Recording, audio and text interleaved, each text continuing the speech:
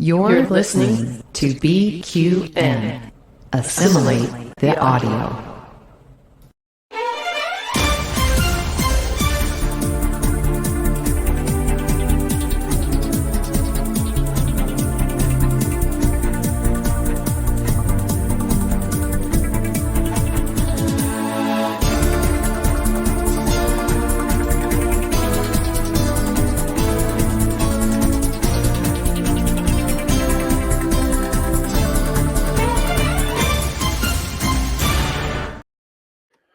Welcome back to another episode of What's the Tea Bev, a Star Trek Universe podcast here on the BQN. I'm your host, Christos.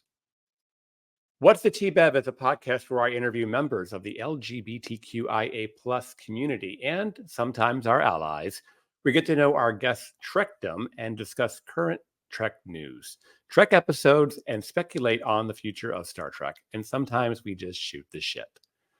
Remember, you can watch What's the Tea Bev on our YouTube channel of the same name or listen wherever you get your BQN podcasts. So, listeners and viewers, I have to apologize. I feel like I've been a little AWOL the last couple of months. It's been busy. Life has been busy. I took a promotion about a year ago at work, and it feels like I travel a lot more than I used to. Plus, I still do all good things here on BQN and usually prioritize that since I'm committed to that with a team of other people. So What's the Tea Bev becomes a when I have time type of endeavor. But the good news is I'm back. I've got a couple of episodes lined up for you here between now and Thanksgiving, and looking forward to spilling the tea with you. So today we have a lot of good things to cover. We had New York Comic-Con here just 2 days ago. Today's Monday as I'm recording, and Comic-Con Star Trek panel was on Saturday. So lots of good news to break down. So we're going to have a guest on today that I'm going to introduce to you in just a moment, and then we're going to get to know his Trekdom. And then we're going to break down all that really cool New York Comic-Con Star Trek news. Without further ado, I'd like to invite you guys to meet my guest. His name is Tony Kawakami. I've known this guy for quite some time, but never that closely, actually. It's kind of funny. I've known Tony for a long time, but only recently have I gotten a lot close to him. All right, let's welcome Tony, everybody.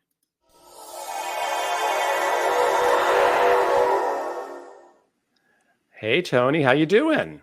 Hello. What's going on, Christos? That was quite the intro. Thank you.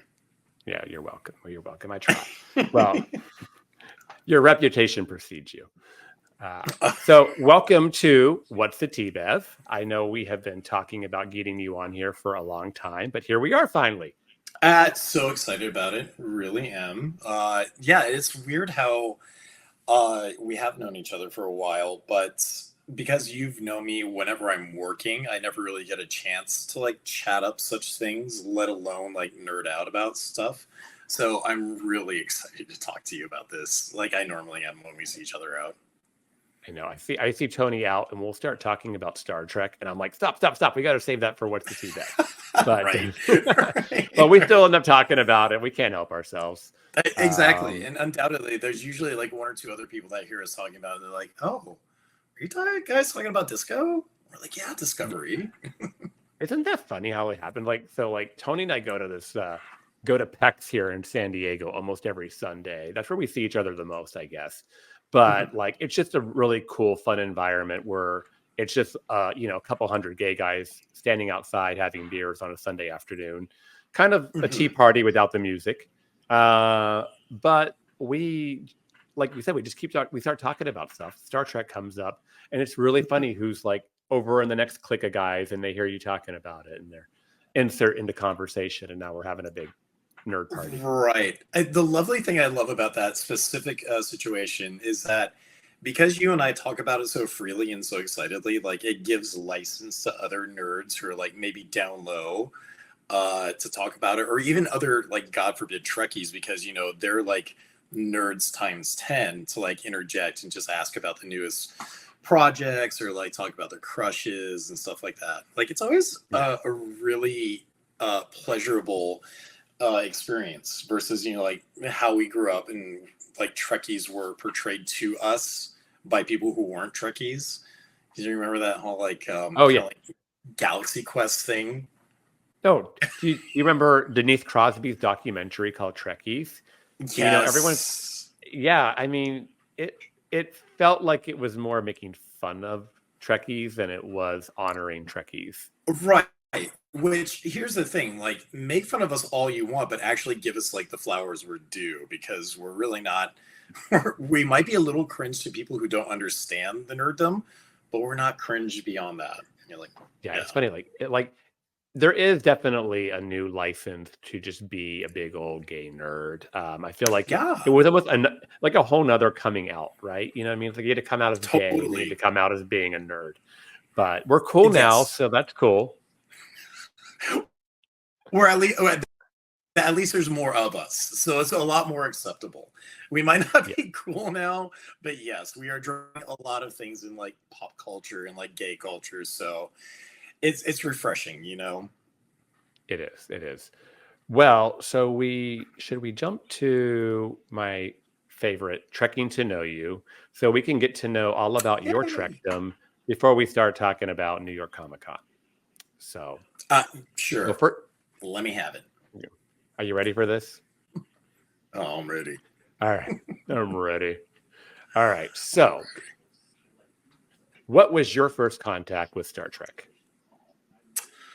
First contact with Trek was actually like watching it on like my granddad's TV when I was super young and not really being interested in it because at the time there was other TV shows like Knight Rider or A-Team and all that other stuff. And like Trek was Yeah, there, but it was like it was okay. It wasn't really until my stepdad introduced me to it. God, when did TNG starts? Like 98, 80s, no, later, right? 87. 87. God, yeah, okay. So it was 87 because moved here to California in 86. And quickly it was like, oh, my stepdad is the only family around me that's supportive of like me really liking things. So he introduced me to like Rush and Mel Brooks movies and TNG. And like I really was like, oh, I love this. Like this is oh no. Okay. My camera blinked out for a second. But it was No. really one of those things where I was truly excited to watch it every weekend. And yeah, I also had a friend that lived right up the block that was also a huge nerd.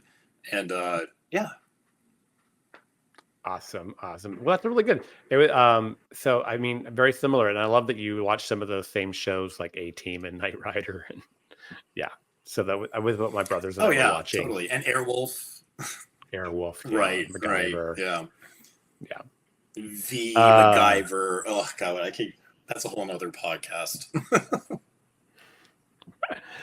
1987, I guess, was the intro or whatever, late 80s. So all this time Yeah. later, and what is your favorite Trek series? At this point it's hard because I love Lower Decks for what it is. It was the first animated series. Second animated series that I paid, but first one that I paid attention to.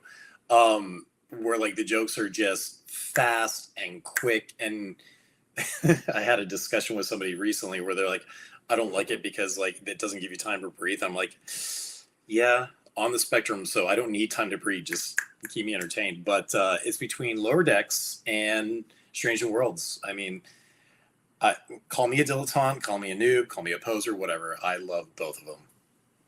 Hey, they're both really good shows. And by the way, there are really Yeah. no wrong. The only wrong answer on this whole podcast is Dr. Pulowski. Or Tuvix.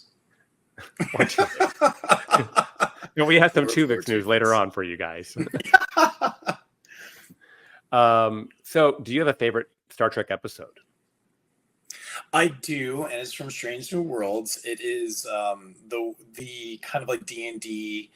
I just had the name of the episode in my head. It's where Dr. Mbenga is reading the book, and they all go into like this like very fantasy like Dungeons and Dragons kind of world, and it was so off the wall.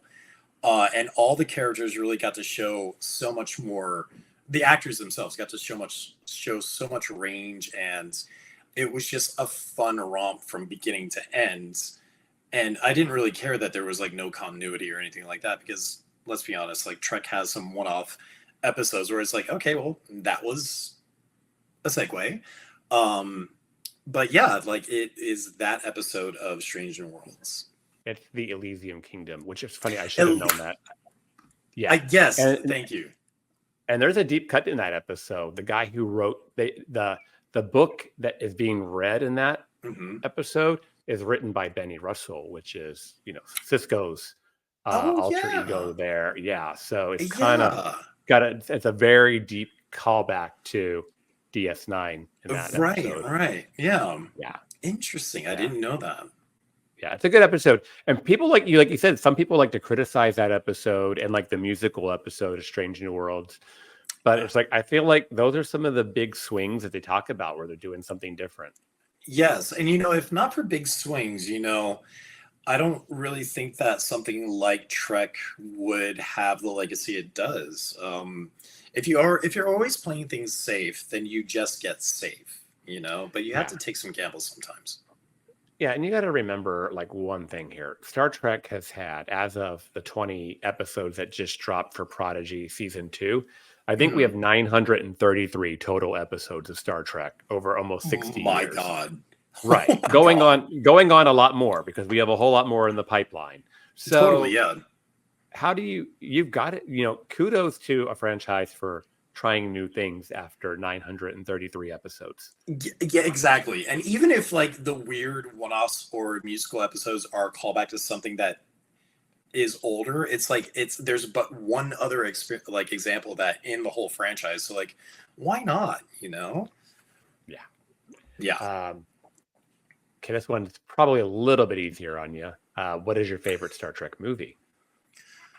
It's gonna sound cliche, and that's fine, but Wrath of Khan, simply because by this point of Trek, I was already familiar with like Nimoy and Ricardo Montalban and of course Captain Kirk as their own entities in pop culture. So when I saw them together, and it was just high camp, high drama, just really everybody's swinging for the fences and chewing up the scene like I lived. It was great. And even to this day, it's still something that's constantly played in the house because my partner is also a Trekkie.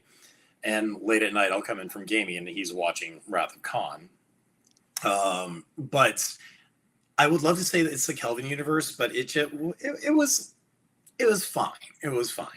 Wrath of Khan, simply for the drama. Yeah, Wrath of Khan is a good comfort movie too, I believe, because you know what's going to happen. You know it's going to be good. There's, I hate watching the little slug going in the guy's ear. That's like, when it goes into Chekhov's ear. I can't. That's probably the only part. I'm kind of to that point where I skip that scene. But other than that, it's a great movie. I don't mind a little heebie-jeebies every now and again, See, that's right. I know you like scary movies. I don't. So a little bit. Yeah. Who's your favorite character, I guess, of all anywhere in Star Trek? Okay, so I thought long and hard about this one because there are a lot of answers, and I thought about it, and La'an Noonien Singh is hands down like one of my, if not the favorite character, because her acting is it's so muted, and there's a lot underneath like the surface, but like that one episode of Stranger Worlds where she goes back and she meets Khan Noonien Singh, and she ends up saving by the way, spoiler alert, she ends up sparing him. It really shows a dynamic of filial piety and an obligation to like the greater good, and how like they're diametrically opposed.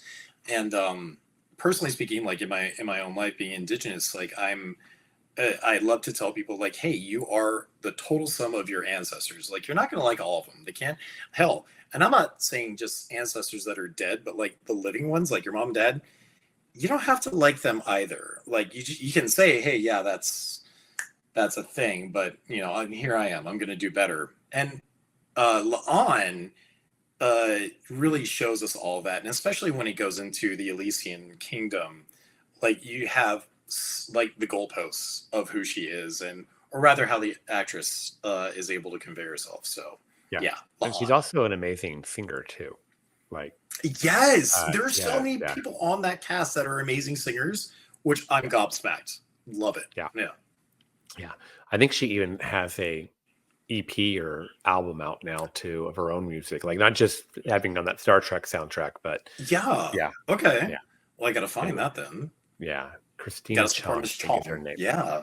Christina Chong. Tomorrow, and Tomorrow, I think is the name of that episode. But I probably the sun will come out tomorrow. The musical one, right? Oh no, the one where she goes, it's tomorrow, and tomorrow. Yeah, that's the one. Yeah. Subspace Rhapsody is probably my favorite Strange New Worlds. Well, maybe second. I don't know. Yeah, I mean, come on. Like the amount of talent and range that it took for everybody to participate in that. And really, Rebecca Romaine too, because she's not known as a songstress or a singer. She's known as a face. She's known as like elegant, but like for her to go into that, I was like, oh, all right. Like we love this. We love this. It's like she was like our Julie Andrews of the episode. She got the Julie Andrews song. Yeah, exactly. I love that. All right. So because you answered your last question a certain way, I get to ask you the next question, which who is your favorite captain? Okay. So the comment section is going to be lit, and it's going to be like, oh, no. They're not even really captains. So it's 3 S's. It's a tie. It was a tie amongst 3 S's, and it was Sulu, Cisco, and Saru. But with recent events, and I now trying to fuck with my lisp. I can't even say that 3 times fast. That is a very reactive thing. Or that's a knee-jerk reaction. I'm sorry. That was not about you. I know you feel like that was about you. How can we fuck with Christos today? Sulu, Cisco, and Saru. Sulu. Addiction. Exactly. But the final answer is 7 of 9. And come on. What we've seen of her throughout the entire franchise, and now the recent news about it, like I live. I want more. I am salivating for this. Well, Legacy needs to happen. So it does.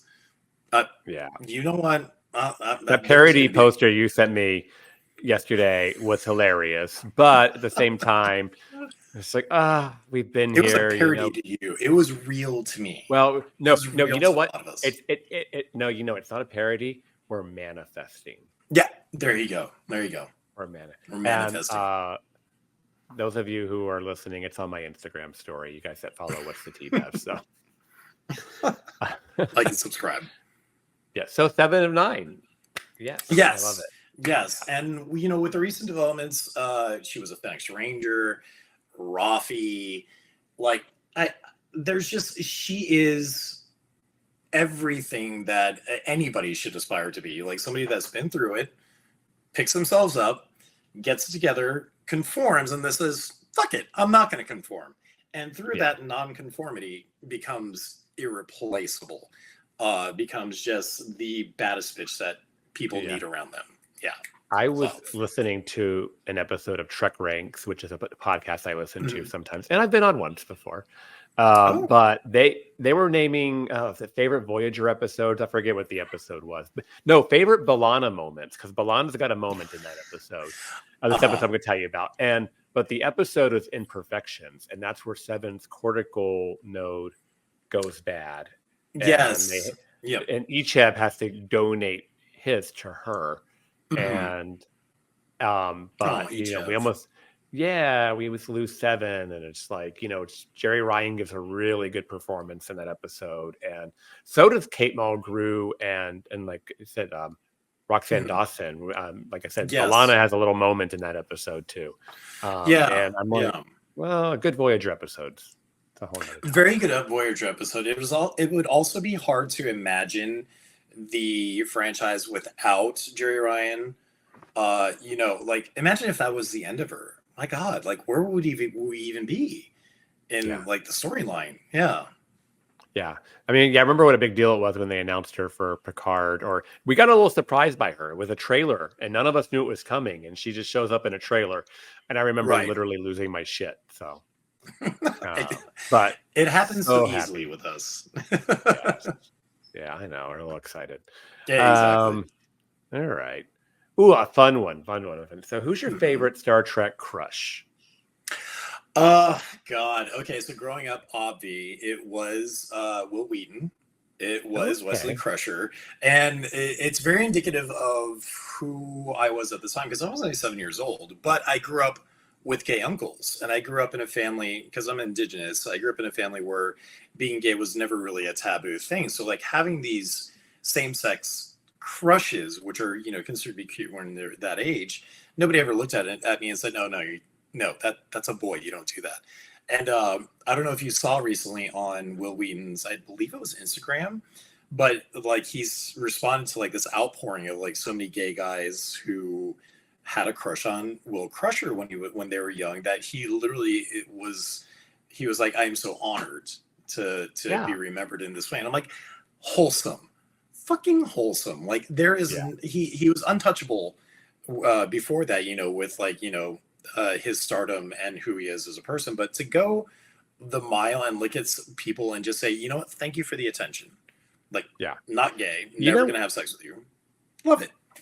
And I feel like a lot of straight men have taken that attitude as of late, where it's no longer like a challenge to their masculinity. Exactly. To accept, a compliment from a gay guy, it's totally, no one's going to think you're gay. And if you are, whatever. So now it's kind of flipped where it's like, oh, attention's attention, a compliment's a compliment. And that's all it really is. Exactly. It's like, hey, did you hear the gays love me?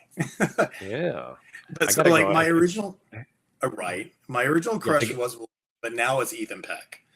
And oh God, I mean, God, fuzzy chest, big eyebrows, deep voice, knock me over with a feather.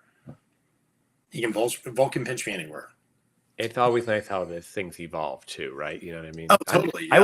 Mine was never Will Wheaton though. I feel like maybe later it was, it was Daddy Riker, maybe a little bit, Doran. Tell me about Especially, I don't know what it was. Remember the little game when Wesley comes back as a guest star in that one. But in the beginning of that episode, he's like fooling around, getting some alien STD going on some planet, and running around in his bathrobe. And yes. I remember having a reaction to that. Oh, I mean, I had a reaction to that too. And it's funny that you should say Riker, because I said Wheaton, but my partner. Who did I end up being with? Riker. Kind of true. Yeah, very true. See, you got to type there. You should see him try to sit on a stool sometime. He's pretty tall. Pretty tall. Oh yeah, he could do that on a fucking easy boy or a lazy boy. Wow. All right. Fun one. Favorite starship or starship design, or you can actually name a ship or. So I was talking all this smack about the Kelvin universe, but the Vengeance was awesome. You remember where the Vengeance is like dropping into a warp, and it's like coming down on the Enterprise, and all of a sudden it's like, I was like, ooh, it's throaty, it's butch, it's aggressive. I felt like that. I mean, it's a good ship, you're right, but I felt like that was where stuff like the Vengeance was why I didn't like the Kelvin universe, because it just, I mean, they already said like in the Kelvin universe, the Enterprise is as big as the Enterprise D, and then you have this Vengeance ship, which is like 9 times the size, massive, of the Enterprise. And one person, and nobody knew it was being built. It was all like hush money, like whatever, like secret ops is probably the better word, not hush money or whatever. But but like, I don't know. It's just, as a Trekkie, I was like, you guys are messing with way too much canon. Yes, no, I totally agree. I totally agree, and it's simply because of it's big, it's powerful. I can drive it myself. I don't have to deal with the people. I don't have to herd cats to get it, operational. But yes, it is the only thing out of the Kelvin universe that I'm entertained by, and only for this question. The Well, I don't real need to answer poop. is no. Go ahead. Oh, there is a real answer. Okay, what is the The real real answer is the Prometheus. Because very good. growing up, like total, like loved Transwar Z, Voltron. It's like where they separate and they Oh, three just attack. pieces. Yes, the Prometheus, that Prometheus. Yeah, that triangulate the attack. Exactly. That's a good episode of Voyager, and it's a good ship. So Yeah, exactly. I mean, because Voyager, to me, it was the standout ship at that point in time until I saw something like the Prometheus. I mean, Defiant was like the first ship that I saw in canon that was like so different. I was like, ooh, that's really cool. But I feel like a lot of nerds like the Defiant for, its reasons that it's not a typical starship, Federation starship. But the Prometheus, I was like, oh, wow, like the Voyager was different. This is different. yeah, it's kind of funny you say that because I remember like when Voyager came along, being like it took the Voyager design a long time to warm up to me because it was so different, right? It wasn't your typical. I mean, we were going from like the Enterprise A, which was my favorite ship, having that circular saucer to having more of the oval and TNG, and it was just getting a little bit for me. We're like, okay, we're getting a little crazy. So, and honestly, there must have been a little. I must have not been the only one because I think that was Terry Metallis's inspiration in Picard season 3 was to bring back that Neo Constitution, the Titan A, and bring it back to that design because if you're like we're getting too nuts, let's bring it back to the original. Right. And I will agree that that is one of my favorite things about Terry Metallis is that he brought the continuity of Starship design back to that. Because the Enterprise G, was that the one that we've seen but we didn't get in a show yet? Well, the G is the Titan A that got renamed. The F is the one that we saw. The F is briefly. The one. Yes, I love the F simply because I love the lines. It is very similar to something that we've gotten throughout the continuity of the franchise, but it's got enough lines that makes it look like it's a little bit different. It's a little bit forward thinking. It wasn't so much like SUVs in the 90s. Yeah, I mean the F has. So I don't know if you know the story behind the F. It was designed by a fan for Star Trek Online. Yeah. And they lifted it out of Star Trek Online and brought it into canon, which is amazing for nerds. But I felt like that F looks like, man, when Shelby comes out of that starbase, she looked like she was taking everything she could to turn that thing, man. It looked like that thing's a little heavy. Exactly. Right. No, totally. There was a contest that they did back when TNG, DS9, and Voyager, it was like a year in like 1992, 1993, where they did a contest for people to submit their own starship designs. And it was all over, I think this was WB.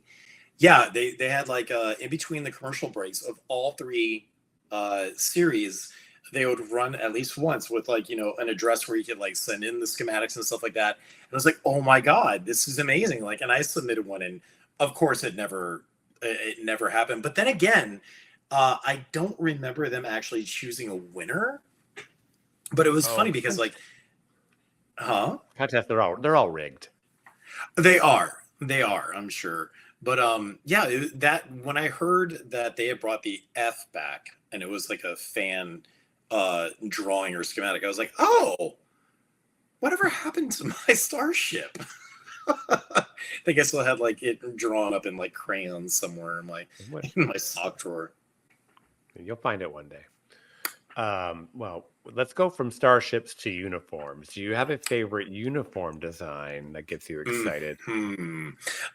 It's between Voyager. Love Voyager because I like the very clean tidiness of it, and it's just really up here on the shoulders like an applique would be, or complete opposite, lower decks, because it's kind of ostentatious. It's like, yeah, we get it. We see exactly the color, but oh, you have some on your boots. Oh, it's up here on your collar. Oh, it's also on your chest. And it's like the black is the accent of it. If I'm gonna wear something to a con, it'll probably be lower decks, but I like the Voyager version better. Yeah, I gotcha. They're both good choices. I like the lower decks. Lower decks cosplay is very fun. It is. Okay, so the last question, and sometimes the mushy one, is, what does Star Trek mean to you? Yeah, I've thought about this one, and I can't really answer. I don't really have an answer for that, aside from it has been a part of my life since the age of 7, really as like a regular occurrence. And when I and my partner got together a couple of years ago, Discovery was in its 2nd season, or just about to start its 2nd season. And so I had not partaken in like Trek except for like the Kelvin movies, and I was like, oh, okay, well, Discovery, yeah, it's kind of cool. And so he talked me into watching it, and we ended up binging it. And then quickly after that, Strange New Worlds became a thing, and of course we started binging that. And it really was this realization that, oh my god, like I'm dating an actual nerd. I'm dating a dyed-in-the-wool, like Stargate, all that entire franchise nerd. And I'm like, ooh, Stargate. I'm like, but at least we like Trek, and we like Battlestar, and we like flight simulator games. Like Trek to me in this day and age has become more an importance to me and my partner, because it's like something outside of everything else that we're equally excited about. Yeah. I mean, that was an answer, by the way. You're like, I don't know how I can answer that, but you gave a really good answer. I mean, especially like if it's been in your life since you were 7, and now it's something that you can enjoy with your partner, I feel like that's kind of winning, winning at life. No, totally. Yeah. I mean, to have a partner altogether that doesn't look at you weirdly for liking Trek, that's a win altogether. Yeah. Oh yeah. I mean, I'm pretty upfront about my nerddom. I'm single as they come, but if you can't get on board with the Star Trek, there's the door, Right. Trek was here before you, babes. And it'll be here after you as well. Yeah, right. Right. Star Trek's like a cockroach. It's been around so long, you can't kill them. Right. Trek, share, cockroaches. Yeah. At the end of the world, that's what will be left. All right. So we are going to move into the next phase of the program, where we do our fun breakdown of New York Comic Con. Break it on down. Yes. All right. So Star Trek Universe had a panel at New York Comic Con a few days ago, and we got a lot of news. Maybe not as much trailery type news that I kind of would have hoped for, but we got a lot. So first and foremost, Section 31. Woo! We got a lot there. They had a nice little panel there where we got, first and foremost, some gorgeous, gorgeous artwork here. I'm going to make this big. Yes. Let's talk about this poster for a minute. The color scheme is, I mean, like it's an 80s dream. Like it just reminds me of like fruit stripe gum. It reminds me of like Barbie and Ken. Love it. Well, somebody accused it of being a little bit Kill Bill. But, maybe, until someone said it, I didn't see it. But it doesn't bother me like that. I don't think of it like that. No, because to be quite honest, Tarantino hasn't done an original thing in his entire career. So whatever. It's probably bitten from something else. There you go. We're going with that. So we also found out Section 31 premieres on Paramount Plus on January 24th, which I know that sounds far away, but it's about 90 days out, maybe. It really is not that far. It's not that far. I mean, especially at the rate time is moving anymore. So, right. We got, by that time, the next Strange New Worlds will be out. We're already through it. Lower Decks is out. We're already through that. I need something else to binge. Yeah. Well, we're going to get Lower Decks 10 weeks of that, 9 weeks if you count the first week being a double episode. And then we'll have like 2 or 3 weeks off, and then we'll get this movie. So we're about to go. The Trek drought is about to stop. So that's thank gods. I know it's been. Continue and be praised. I know. Was it Corbel? What is our GBSG? BSG? Oh, I have that. Yeah, I have them in all colors too. Shout out to Gaze in Space. Maybe not. There's a story there. That'll be on the B-roll. Yeah, that's in the B-roll. I'll catch you up on drinks on Sunday. So we got Michelle Yeoh also has a great poster of just her. That's the one I guess is a little bit more. Yes, goddess. Yeah. Jumping back to this, I guess we still don't know a heck of a whole lot about Section 31. Other than Section 31, we know what we saw about Section 31 in season 2 of Disco. And in, what was it? The last season of Enterprise, was it? The last season? Yep. We had a little bit in Enterprise. And of course, we originated Section 31 back in DS9. But, when we last saw Giorgio, it was season 3 of Discovery. And she jumped back through the Guardian of Forever.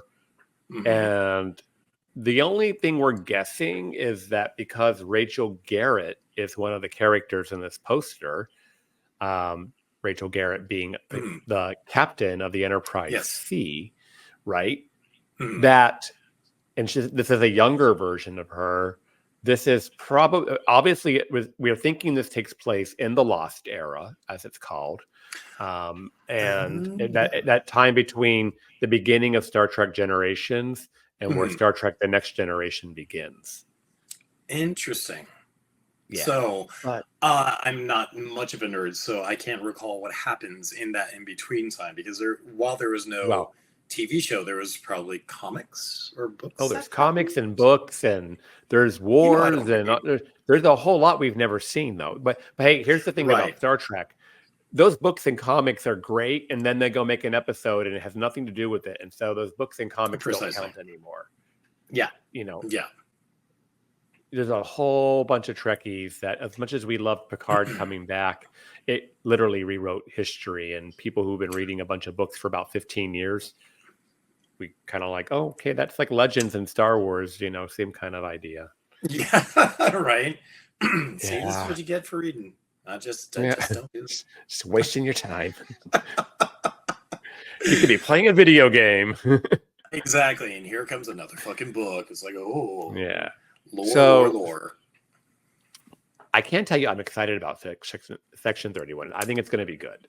So it has to be good because it's not a season. It's what, 2 movies or just 1 movie? No, it's just 1. Oh, but, God. I mean, and Michelle Yeoh is already pushing for a second, though. So, okay. Well, here's the thing: if she's pushing for a second, she's been in the industry for a long, long time. She has been in a lot of things, but in recent history, as far as the West is concerned, she has not been in any flops. Flops. So whatever she puts her name behind, I have faith in it. I have a lot of faith in this woman because she won an Oscar for Everything, Anything, Everywhere, All at Once. Everywhere, All at Once. I just said that wrong. I knew I was going to do that. Thank you for being there. But what does she choose to do with her first project after is come back to Star Trek to do a streaming movie because she likes the franchise that much. Yes, precisely. And I think she really understands the indelible mark that Trek has, not just here in the United States, but around the world. It's just another jewel in her crown. I mean, she was Miss Malaysia. She's worked with Jackie Chan, Jet Li. She has been on. She's been in Bond. She was a Bond girl. She was the first Asian Bond girl. My God, this, it might be one of her the roles that she might not be the proudest of. I don't know, but this is like it just chef's kiss. She loves the Empress. That's why she keeps coming back to it. Right. Exactly. Yes. All right. So Section 31 coming January 24th on Paramount Plus. Yes. So then moving on, the Nacelle Company, which everyone knows the Nacelle Company from things like The Toys Who Made Us on Netflix, The Center Seat, a very great Star Trek documentary type series hosted by Gates McFadden and executive produced.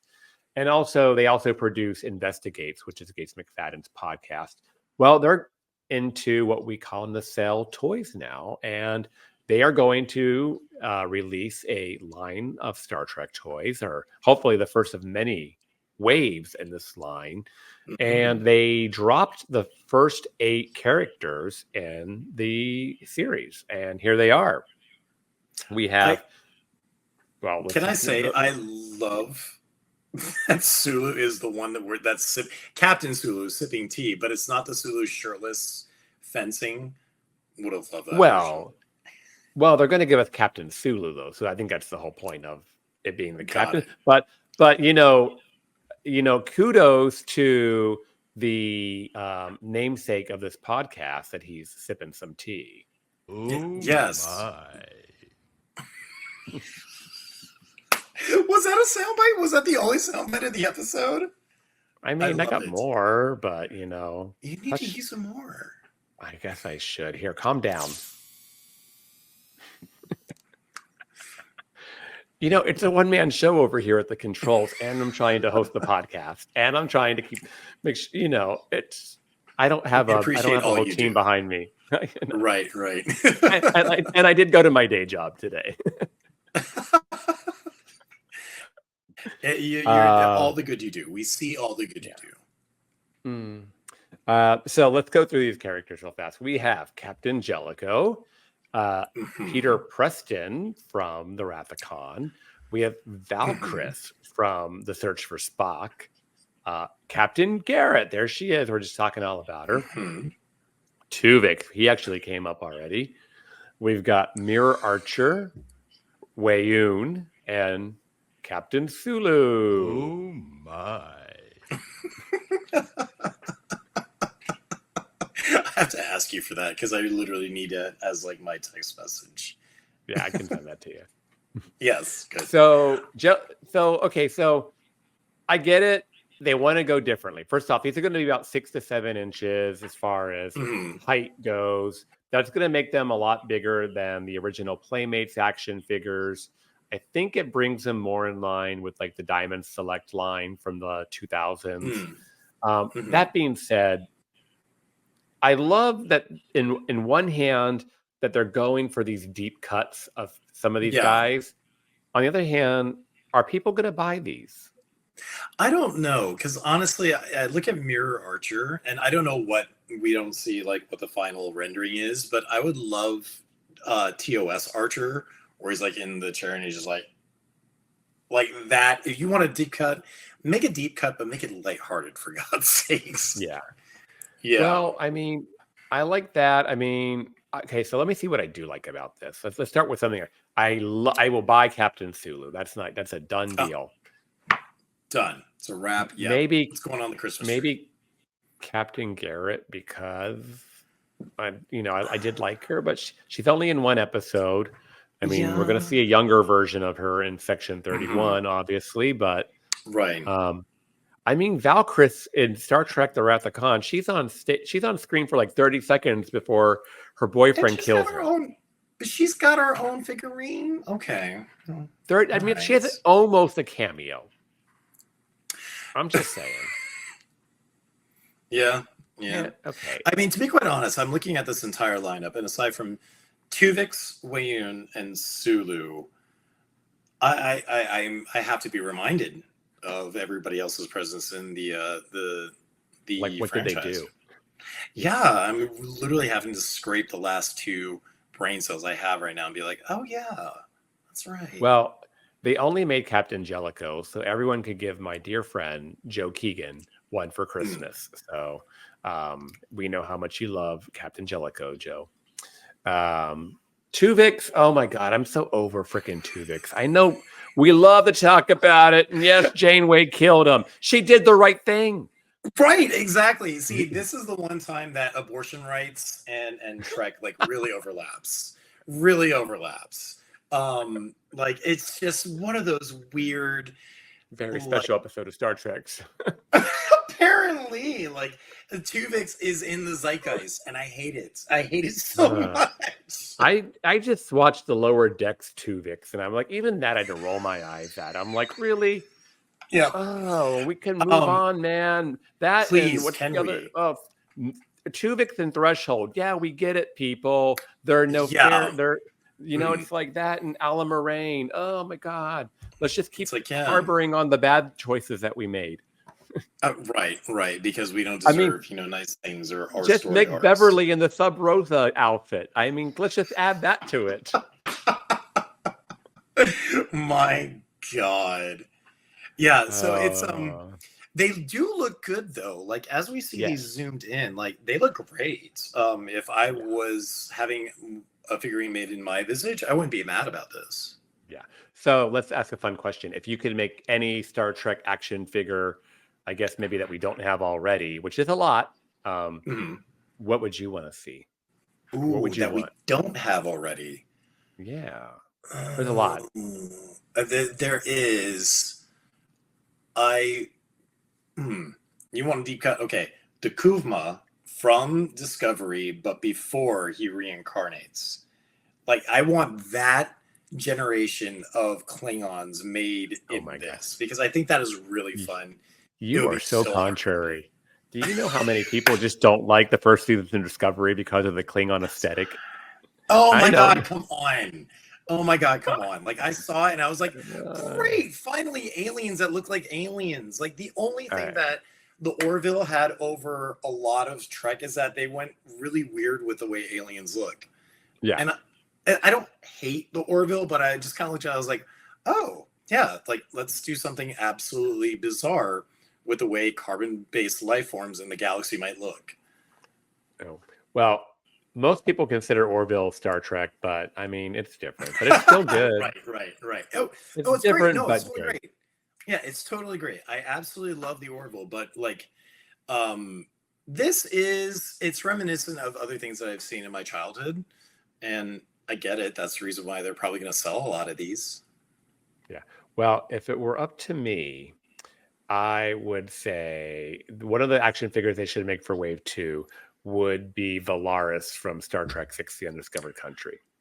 Yes, absolutely. Kim Cattrall needs to be a Star Trek figure. Kim Cattrall needs to be immortalized at any given point of human history. By all means, please, she needs to be protected. Yes. Yeah. So I'm down for that. Or maybe even like, we didn't even get a whole lot of horror action figures way back in the day. Give me her and give me her sassy Star Trek VI outfit where she's like, well, the thing's got to have a tailpipe. One of my favorite lines in that whole movie. Yep, absolutely. No, absolutely. And Nichelle Nichols deserves to be immortalized, hands down, no matter what generation of horror we're talking about. Yes. All right. So I guess we beat up those action figures a lot. So let's move on to Lower Decks. Yay! Lower Decks. Lower Decks. Yeah. So season 5, which I guess for now is the final season of Lower Decks. We're only gonna, when Lower Decks is all said and done, there will have only been 50 episodes, and they're like 22 minutes, so they're short. Although I heard the last episode is longer. Well, there's a critical mass when it comes to things, if you ask me, like shows nowadays, like Schitt's Creek only running 4 seasons and ending. Like, I'm all about that. As long as you give the fandom what they want and you button it up and you tie it in a nice little bow and you send it down the river, love it. Absolutely love it. I kind of like how Fab did it. They did 3 seasons. They let it have a long rest, and then they started coming back and doing a special here or there, or a 3-episode season. Yeah. And then they're like, "What? You guys still want more? Okay, you want more? You'll get another 2 seasons." God. Yeah. Yeah. Yeah, So with they've the released some sorry, posters. So, go ahead. sorry, yeah, no, it's going to be hard to let the voice acting cast go because Yeah. what the voice acting cast lends to a Starship crew, I don't think that there has been this amount of levity and humor to the actual canon yet, and I love what they've done. Yeah. I mean, don't get me wrong. I love Lower Decks. And, Mhm. if it kept going, I would have been fine with that. Uh-huh. I look forward to it when it's going to be on. It's not my favorite show. I know there's people who are like, this is my favorite Star Trek. And I'm like, I get it. I totally get that. I mean, Mhm. but yeah, I'll be fine either way as long as we keep getting new Star Trek. But Mhm. I know we'll see. I think one of the things that was suggested on the panel the other day was that it would maybe come back as animated movies or something. I'm totally here for that. Yeah, Like yeah, you absolutely, know, yeah. I mean, the you know. crossover episode was absolutely amazing. The way that they made Mariner and Boimler. I mean, Boimler is not really a far cry from what Jack Quaid really looks like, but Mariner like nailed it, like absolutely nailed the way they looked in the animated series, and all they had to do was just be themselves. It was great, yeah. But Yeah. you're right. I mean, not old yeller it because it needs to be put out of its misery, but yes, it can make it Yeah. another resurgence. Yeah, I mean, and I'm glad that Lower Decks has been around long enough that it's actually like it's calling itself out now. It's actually, it's making its own. It's making fun of itself at times instead of Yes, making fun of previous self-referential Star Trek. jokes. Yeah, Yes, totally. exactly. Yeah. So they've launched 3 posters for this whole season. Here they are for those of you watching. In keeping in line with the movie tradition, this being the 5th season, they've been following the original Star Trek movie. So Star Trek V, The Final Frontier, we get Lower Decks, the final season. That being the traditional poster, and then the other 2 here. The middle one being like I think my favorite, just some really good art, and then the other one here is definitely a deep cut to a marketing campaign when Star Trek V: The Final Frontier came out. I think it was like, why are they putting seatbelts in movie theaters this summer or something like that? And Oh my god, definitely, I never. So I was about to make a joke of like, Sunday, Sunday, Sunday. Pay yeah, for the whole seat, but you only need the edge. Like I was about to make that joke, but I didn't realize that was a callback to itself. yeah, no, that is a callback in itself for Star Trek V marketing, which everyone knows Star Trek V. It's still not good. They can keep on trying to say it's better than you remember. I'm like, no, it still sucks. Right. It's like when somebody says, "Hey, remember that thing?" We're like, "Yeah, don't remind us." Yeah, this is what you get when you let William Shatner be in charge of something. Let's let him be Captain Kirk. Don't let him write and Yeah, direct. yeah, no. He saw Nimoy doing something. He was like, "Well, I want to do that too." I want to do that too. No, Sorry. Yeah, exactly. Oh, I just love kiss that you see it aliens. exactly the way I do. Well, you're Shut definitely up and kiss aliens. you're definitely a kindred spirit because I'm like there's people here that are literally putting voodoo dolls through me right now for saying this, but God no. love Captain Kirk. Not a big fan of William Shatner. I don't even love Captain Kirk that much. Like I get it. It's like he's the one that everybody remembers, and I get it. Let's just let it go. We've moved on. But you know what? This is where. But actually I get it though because we're of a different generation. Now, like Captain Kirk was my first exposure, Wrath of Khan. But like you said, you were 7 Yeah. when Next Generation came on, and I was 10. So like. Mhm. There's a whole generation of Trekkies that grew up where it wasn't all about Kirk and Spock, and Correct. Yeah. it's okay that, that's not the first thing you think of, it's like, hey, we can Right. go do other things, Yeah. 60 And that years. controversial statement coming up. The whole thing about Picard in his final season was a clip show, and like Terry Metalis just calling back to like things that he's done and literally giving like the angry nerddom the things that they wanted for the serotonin fix. I was like, I like it. I don't love it. It was fun, but I think definitely we could have progressed the storyline in a way that was not just like a clip show, you know? Yeah. And also, where was Girardi? Where was Girardi? She's a Borg. Anyways. She She's is. Borg She could Girardi. have fucked them all up like that. I She know. could have made all that go away. Well, there's a lot of behind there. Yeah, there was, they filmed the, if you get to the real behind the scenes reasons, you're right. There's a lot of reasons why that didn't come through as seamlessly as we would have liked behind the scenes. But you're right. Was Star Trek, was Picard 3 fan service? Yes, but it was done in a good way. Had Nemesis been a better movie, maybe we wouldn't have needed Picard season 3. But poor Tom Hardy. People even ask me like, "Are you want more Beverly Crusher?" I'm like, if I got more Beverly Crusher, I'd be good with it. But if I didn't, I'm totally great. Totally. I mean, I'm totally fine. I got that nice big bow on the character in season 3 of Picard. Yes, I can go on to something. I can be like okay with that. Her Data, Worf, really the character arcs were so far reaching at that point of the season of the whole entire Picard series that I was like, okay, I'm good. Like, this is great. This is amazing. Like it kind of like the same reasons why I like Rafi, where it's like she's a woman that did her best. She's got these kids that don't like her. I don't have kids of my own, but I'm kind of like anticipating that if I had kids of my own, they might not like everything I had to do to make their lives better. So like her, Seven, Rafi, I get it. You have to be a bad bitch, and we got Bev. That's a bad bitch. Right? Yeah, and and Rafi is a great example of a new character that was introduced in Picard, who we've only seen, in less than 30 episodes, because I don't think she even got introduced till like 3 or 4 episodes into Picard. Anyways, but it's like we barely. But she wasn't in all. She wasn't in every episode. But we're like ready for her. We're ready to see a lot more of her. That's a good point. She wasn't even in.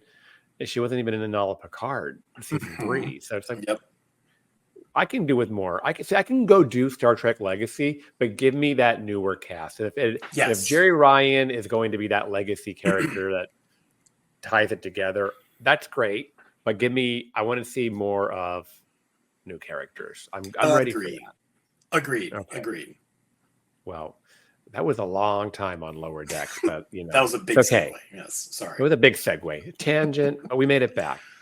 So speaking of out with the old, in with the new, Starfleet Academy, which only started production in late August on season 1, has been renewed for season 2. That was part of the big news. The other part being that Tatiana Maslany, okay, she is joining the cast here in season 1. We don't know as what character, but she is most famous for recently being in the one and I guess an only season of She-Hulk on Disney Plus for Marvel. Was it one season? Yeah, it was only one season. Yeah, I believe it wasn't picked up for season 2. It was not, because the fandom is the fandom, and they don't like people messing around with their make-believe. No, to be honest with you, I'll give it, not to get too off on a tangent. I stopped watching Marvel shows about 2 or 3 years ago. I got lost. There was too many of them. There's literally one every week starting. They were overlapping. There was too many movies coming out. I mean, you got to slow it down a little bit. That's why I'm actually okay that Star Trek has slowed down a little bit. Yeah. Marvel has been around, and they've been doing, tangents and different characters for so long, but in book form. So, because I used to be a comic book nerd myself, and it was easy to like pick up one and then follow that tangent. Now it's not that easy because it's all in video form, and you're just expected to keep up with like the multiverse and it's very, very difficult. But her coming on into the Trek franchise, I'm so excited about it, because we saw what she is capable of in She-Hulk, and she's been in a few other shows and films. Unfortunately, it escapes me right now, but love it. Love her. Can't wait to see her. And oh God, Redhead. I just had a brain fart. It Oh, happens. it does, and you're not going to save me. You're going to let me flounder. I'll edit it. I'll edit it. Tilly, Don't worry. thank you. We're good. Okay, can't wait to see her and Tilly like riffing off each other. Can't wait. Yes. Yeah. So we'll bring. Oh, yes. They're like Tilly and the Doctor and Jet Reno. Oh my God. Tig Notaro is going to be regular in this show. Oh my God, Tig Notaro was hands down consistently my favorite experience of all Discovery. Like there was not a bad part about it, but Tig Notaro, love it. And Admiral Vance, Dadmiral, is coming back for Starfleet Academy as well. So give me some Dadmiral. Dadmiral. Yes, please. Anybody that's listening, please more Dadmiral. We require it. So I'm going to take a moment to address. I mean, I've seen a lot of online, like, how can you renew this for season 2? We haven't even seen it. But you canceled Lower Decks and blah, blah, blah. And I'm like, so here's the business reason, guys. So Starfleet Academy is probably one of the most ambitious shows they've ever made of Star Trek. They're literally building the biggest standing set ever of Star Trek in North America, in Canada, on the Star Trek stage in Toronto for this show. The money that Paramount is throwing into this show is huge. So when you renew a show for a second season, you can now amortize some of that costs out, because if you're going to continue to use those sets into another year, then you can spread the cost out, and it brings your cost per episode down. And it also gives you more budget then to do other things with the show. So that's what happens when people say we got a full season pickup, automatically you got some money to spread out. So it's a business reason. And it was said that so far they're happy with what they're seeing with the dailies that they're getting back on the show. So yeah, it's not just about money. They have faith in the scripts and the cast and whatnot, but it really is more of a business decision to go 2 seasons up front and to know that they can spread that cost out. Yes, absolutely. And if I'm not mistaken, a lot of the sets that they had on Discovery, specifically the library, the Labyrinth of the Mind episode, that was filmed on location in Toronto. Like, they have these sets that are accessible to them, and they look absolutely otherworldly. So, like, why not? Like, you get your sets. You've got the AR wall that they use for Strange New Worlds, and they were using for Discovery. There's lots you can do, and I think they even did save some Discovery sets, if I'm not mistaken, because it is also set in the same timeline as Disco.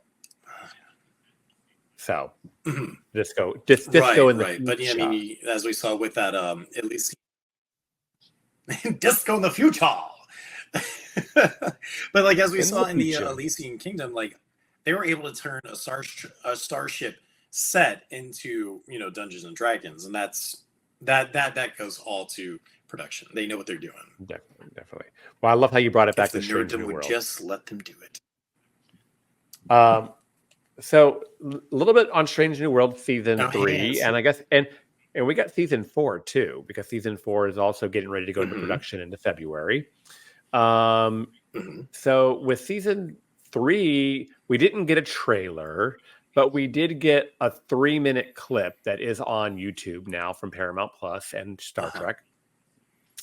It looks like, for me, it's literally the first 3 minutes of where the cliffhanger left off at the end of season 2. Epic space battle. You got a chance to watch it? Yes. Yeah. Yes. Nothing drops without us getting. Yeah, I know. In this house, we're tight on that seal. I mean, the first thing I thought when I saw that clip, I need to go back and watch that cliffhanger again. Is that where we were? Because we haven't. By the way, we've been waiting. It's been 13 or 14 months since season 2 wrapped up, and we're still not getting it until next year sometime. They have not told us when this show is premiering. I know the writer's strike happened for a reason, and that needed to happen, but I support collective bargaining. I support collective bargaining. Yes, it pushes a lot of things, and honestly, if we have to wait to get a great product that we know we deserve as fans, fine, I'll wait. We can just I think that's rewatch fair. all of our favorite episodes. Yeah, you know what? It's not like there's not 933 episodes to go back and watch. Yeah. It's not Do you know- enough. Yeah. Do you know what I spent? So I'm a little sidelined. I'm not going to go into too much detail, but I have a little bit of an injury that I have to get some surgery on in a few weeks. So I've been a little sidelined in what I can do socially. So over this last weekend, I literally rewatched the whole season 1 of Andor. Oh wow. Oh, and that's some good shit. That is a Go make commitment. me a Section 31 show like that. You know what I mean? Like, yes, that, absolutely. that show is driven by amazing costumes, amazing writing, Set design. amazing set design, Yeah. amazing soundtrack. That little 80s synth that goes to that show. It is just perfection. It was very Stanley Kubrick sci-fi Blade Runner that went on for 4 hours. Yeah. But there are literally whole episodes of that show that have no action to them. Not a lot of special effectsy kind of look at space battles or anything going. Yeah. But I am captivated by that show. So, in my mind, Star Wars has really kind of effed up a lot of their series, and a lot of their episodes are even hit and miss when it comes to Mandalorian or Ahsoka. You got some good ones in there, and then you got some stinkers. Yeah. Well, I mean, their entire franchise has really been rife with like loss of writers, and when you lose writers, you're going to lose continuity. I'm all for art growing wild and really just saying, well, why not? It's kind of like improv. It's like yes and, and then you just let the fandom see what they like or what they don't like. The Lucasfilms, like when it comes to Star Wars, there's not really that many elder writers or costume producers or anything like that that get to say, this is the source material, and then yes and that, Yeah. And then there's so many angry nerds in that one too. Well, yeah. Angry Nerd, that's a whole nother podcast. I would rather just be a bitchy nerd. Yeah. I love it. I'm a bitchy nerd every day. Just ask my coworkers. Yeah. Girl, I know you're better than those coworkers. Well, I can't believe that actually is like the bulk of it. Like, I just can't believe it's like flown by so fast. It's been amazing having you on. Fun. It's been so much fun. I knew you were going to be a very easy guest. Well, very accommodating, easy. I say when. Well, I say who. All right. You're right. All right. We would love to hear what you thought of today's episode and hope you'll join our Facebook group, the BQN Collective, to continue our discussion there. You can also find me on Instagram at What's the Tea Bev, or leave a comment on YouTube if you are watching this episode. Please hit like and the subscribe button here on YouTube, Apple Podcasts, or wherever you get your podcasts, and leave us a star rating and a written review. That helps others to find the show. Also, don't forget to join the fun and continue the conversation on our BQN Discord. You'll find the link right in the episode description. It's a great community where you can meet fellow fans, discuss episodes from all of our podcasts, and so much more fun. And kudos to Davey. He fucking keeps that thing running. So Tony, where can people find you when you're not at PEX on Sunday with me? Got Morley Fields. I don't know. Instagram. That's a very colloquial joke. Instagram, High Life Hero. So that's HILIFE _ hero, HEOR. And that's pretty much where I am. I'm on Facebook still, but it's kind of touch and go. So yeah. Awesome. Just find me through his socials. Yeah. He'll be tagged in this coming episode anyway. So if you want to just check the Instagram. And while you're at it, make sure you like and share that Instagram. Yeah. Okay. At this time, we'd like to thank our associate producers, Davey Willett, Jason Anderson, and Matt Harker. Thanks, guys. And a little birdie told me that Mr. Matt Harker may be the next guest here on What's the Tea Bev. I don't know. Just have to tune in next week to find out. If you'd like to help us keep all of our shows coming to you each week, you can become a patron of the network on Patreon. We will add you to the Hive Mind Facebook group with a monthly subscription of $5 or more. You can join our meetings of the Hive Mind Roundtable discussion on the second Saturday of each month. Visit patreon.com/BQN to get all the details and watch your messages. And I also heard that maybe there's going to be some Hive Mind Lower Decks episodes coming in there. So Patreon members, be watching. Thank you for listening. We hope you'll join us next time for more tea on What's the Tea Bev. Live long and prosper.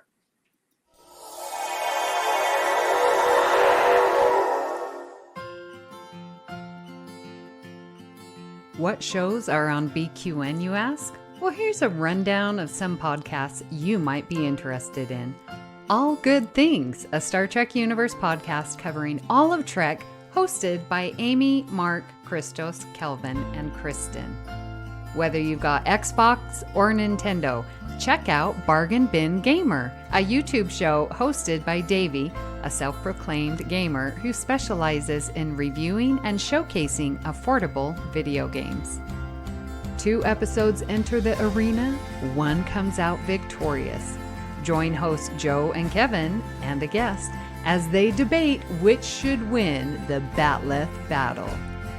Grab your popcorn as you listen to Cinema Z, a film discussion and review podcast showcasing films you probably missed but should definitely check out. Hosted by Mark and Matt. Don your apron for The Food Replicator, where Matthew eats and drinks his way through the Star Trek cocktail and 3 cookbooks. Beam Aboard Galaxy Class, a Star Trek Next Generation podcast covering all of TNG, hosted by Steven. In order to not repeat it, listen to History with the Zalagis, a snippet of historical events from around the world, hosted by Chrissy and Jason. For the newest Trek coverage, check out Infinite Diversity, hosted by Chrissy and Thad. Curl up with a good book and delve into Beta Canon with Peter, host of the online Trek Book Club on Twitter, and his new companion, Trek Book Club podcast. Test your Trek knowledge with Trexperts Quiz, a Star Trek quiz show hosted and written by Davey. Whether you're a member of Starfleet Federation or Planetary Union, go check out Union Federation, covering current Star Trek and the Orville, which we all know is really a Trek show, hosted by Kyle, Kevin, Amy, and Haley.